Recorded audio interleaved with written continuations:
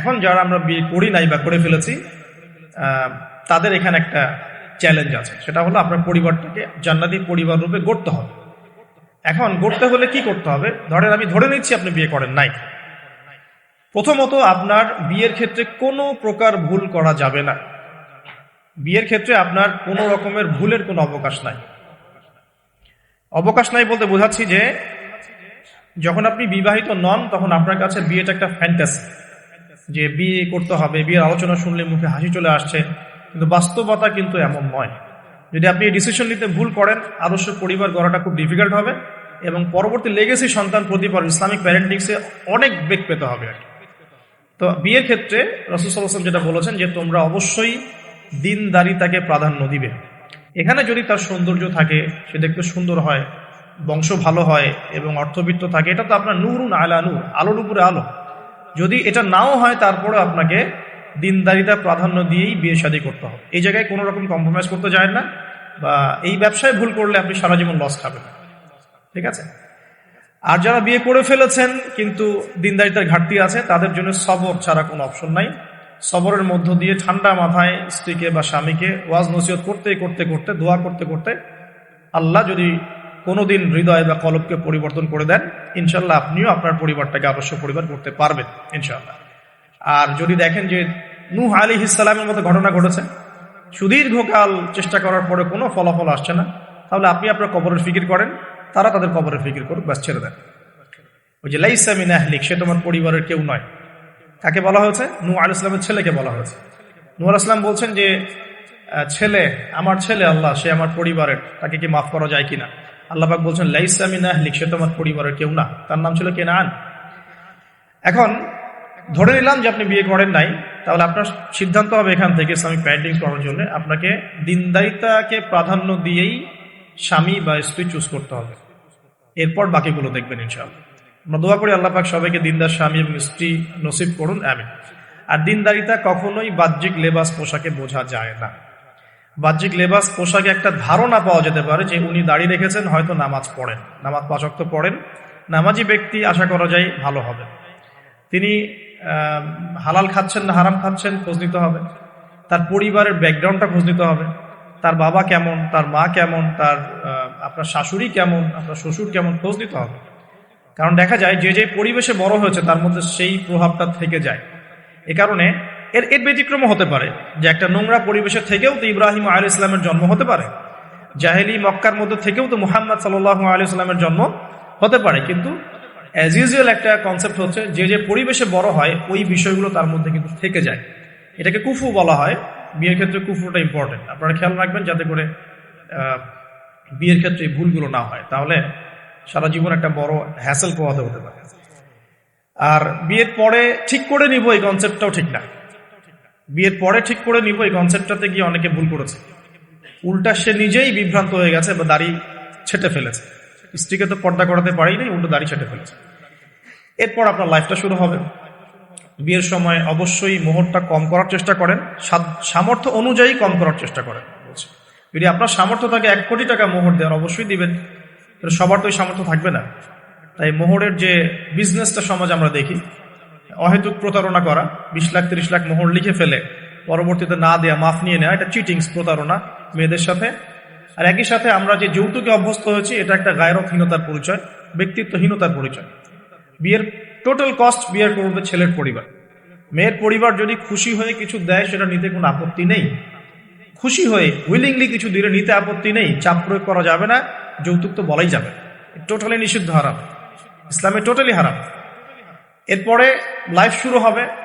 ধরে নিলাম যে আলহামদুলিল্লাহ কাপলের মধ্যে ইসলামিক আন্ডারস্ট্যান্ডিং আছে, এখন তারা পরিবার শুরু করবেন আলহামদুলিল্লাহ। বিয়েটা খুব সহজ করবেন। যে বিয়ে যত বেশি সহজ সেই বিয়েতে তত বেশি বরকত, যে বিয়েতে যত কঠিন, লৌকিকতা বেশি, এটার বরকত তত কম হবে। বিয়ের অনুষ্ঠানগুলোর ক্ষেত্রে কোনো রকম বেপরদামির সুযোগ দিবেন না, যত সহজে ইসলামিকভাবে করে ফেলা যায় করে ফেলবেন। অনেকে দেখা যায় প্রেম করে নিজেরাই কাজী অফিসে গিয়ে বিয়ে করে ফেলছেন, এটার সাথে আমি একমত না। কারণ এখানে সাক্ষীর প্রয়োজন আছে, অভিভাবকের প্রয়োজন আছে, মোহরের প্রয়োজন আছে, কালিমা লা ইলাহা ইল্লাল্লাহর উপস্থিতিতে খুতবার বিয়ের প্রয়োজন আছে। এভাবে ম্যারেজগুলো যেগুলো হচ্ছে বেশিরভাগই আমাদেরকে জেনার দিকে নিয়ে যাচ্ছে এবং দীর্ঘস্থায়ী জেনা, একদিন দুই দিন না, বছরের পর বছর থাকছেন জেনা করতেই আছে।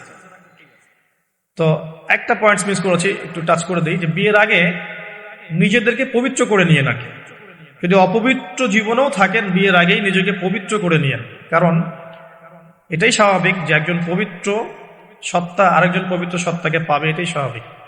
অপবিত্রতা পবিত্রতা কখনো একসাথে হয় না, যদি একসাথে হয়ে যায় তখন বিশ্বযুদ্ধ লেগে যাবে। আর কথা বুঝতে পারছেন? নিজেকে আগে পবিত্র করে নিয়েন। আর পবিত্র করার জন্য আল্লাহর কাছে প্রমাণ করতে হবে যে আল্লাহ আমি তোমার বান্দা বা বান্দী। যখন আল্লাহ পাক দেখবেন হ্যাঁ আপনি সত্যি অনেস্টলি মন থেকে তওবা করছেন এবং পবিত্র হওয়ার চেষ্টা করছেন, আল্লাহ পাক সুযোগ করে দিবে ইনশাআল্লাহ তাআলা। এরপর একটা কথা, যে বিয়ের আগেই পড়াশোনার যে সিলেবাস গুলো যে বললাম এটা কভার করে নিয়ে, বিয়ের পরে এটা বলা সহজ যে বিয়ের পরে করে নিব, কিন্তু বিয়ের পর রেসপন্সিবিলিটি বাড়বে, এটা করার জন্য খুব একটা বেশি সময় পাবেন না। তো বিয়ের আগেই পড়াশোনাগুলো করে ফেলার চেষ্টা করলে ভালো হয়। আর বিয়ের পর গবেষণা করবেন, বিয়ের পরে হবে গবেষণা, আর বেসিক পড়াশোনার লেভেলগুলো বিয়ের আগে শেষ করে ফেলাটা খুব ভালো। এই জন্য গভর্নমেন্টের যে বয়সগুলো দেওয়া হয়েছে ফিক্স করে, এই বয়সগুলো প্রয়োজন আছে। যদিও ইসলামে এরকম ম্যান্ডেটরি কিছু নাই, কিন্তু এই লেভেলটার প্রয়োজন আছে। বিকজ 18-21 আগে আমাদের পড়াশোনা সবার খুব একটা শেষ হয় না, আর ম্যাচুরিটি খুব একটা আসে না, ইকোনমিক সোর্সও তৈরি হয় না। বিয়ের আগে কমপক্ষে একটা হালাল ইকোনমিক সোর্স তৈরি করেন, তাহলে আপনার গায়রত ব্যক্তিত্ব কমে যাবে। যখন পুরুষদেরকে কারো কাছে হাত পাততে হয় তখন তাদের ব্যক্তিত্ব কমে যায়। আর পুরুষরা যখন স্বাবলম্বী থাকে, হোক সেটা মাসিক 10,000 বা 20,000-ই হোক না কেন, স্বাবলম্বী থাকলে তারা গায়রতের পরিচয় দিতে পারবে ইনশাআল্লাহ। কারণ একটা কথা আছে যে ডলার টক্স, মানে ডলার বা টাকা, মানি টক্স, মানে কথা বলে।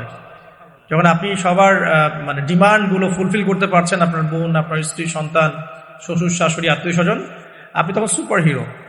যখন আপনি পারছেন না, আপনার মুত্তাকি, আপনার তাকওয়া, আপনার ঈমান, আপনার অন্যান্য বিষয়গুলো খুব একটা মানুষের কাছে হাইলাইটেড হয় না। কারণ মানি টক্স, মানে কথা বলে, আপনার স্ট্যাটাস ইট টক্স, এটা কথা বলে। তো এই জন্য গায়রত বজায় রাখতে হলে আপনাকে একটা উপার্জনের সোর্স তৈরি করতে হবে। এর জন্য আমি বলি যে সূরা ওয়াকিয়া পড়েন, চারটার নামাজে অভ্যস্ত হন, সেজদায় গিয়ে আল্লাহকে বলেন আল্লাহুম্মা কফিনি বিহালালিকা আন হারামিক ওয়া আগনিনি বিফাদলিকা আম্মান সিওয়াক। ইনশাআল্লাহ হালাল রিজিকের পথ প্রশস্ত হবে ইনশাআল্লাহ। আর হারামে যায় না, কারণ পরবর্তী প্রজন্ম তখন হারামখোর হয়ে বড় হবে আর কি। আসুন সামনে যাই। এবার বিয়েটা সহজ করে ফেলেন। করার পর স্বামী স্ত্রী তাদের মধ্যে যে সম্পর্কটা, এই সম্পর্কটা শুরু হবে 2 রাকাত সালাত থেকে। প্রথম রাতে 2 রাকাত সালাত পড়ে নেবেন ওযু অবস্থায়, সালাত পড়ে ডিসকাস করবেন জীবনের উদ্দেশ্যগুলো সম্পর্কে। ফ্যান্টাসির কারণে এমন কিছু করে যায় না প্রথমে, যাতে করে সে আবার আতঙ্কিত হয়ে পড়ে। সময় দেন, তাকে টাইম দেন, তার সাথে নরম হন, কোমল হন। বিকজ একটা মেয়ে, যারা সতীসাধী মেয়ে, তারা পুরুষকে গ্রহণ করার আগে খুব ভালো করে তাদের মনের মতো একজন মানুষ তারা কল্পনা করে, প্রত্যাশা করে, এবং আতর্কিত বিষয়গুলো তারা খুব একটা পছন্দ করে না। ঠিক আছে? আর পুরুষের সাইকোলজি কিন্তু ডিফারেন্ট। পুরুষ কিন্তু ওভার এগ্রেসিভ হয়ে যায় অনেক সময়। সো তাকে টাইম দেন, তাকে সময় দেন, আপনাকে বোঝার সময় দেন, কথাবার্তা বলেন, কন্টিনিউ করেন। দেন আপনি অবশ্যই 2 রাকাত সালাত পড়বেন। সালাত পড়ে আল্লাহর কাছে দোয়া করবেন দুজনে। দোয়া করার পর আল্লাহুম্মা ইন্না জান্নিবনা শাইতান ওয়া জান্নিবাশ শাইতান মা রাযাকতানা, এই দোয়াটা পড়তে ভুলবেন না। এই দোয়া পড়ার পরে আপনি আপনার ভালোবাসার ইজহার করেন ইনশাআল্লাহ তাআলা। আল্লাহ পাক যদি আপনাদেরকে সেই মিলনের ফলে সন্তান দেন, ওই সন্তানকে শয়তান কোনো ক্ষতি করতে পারবেন ইনশাআল্লাহ।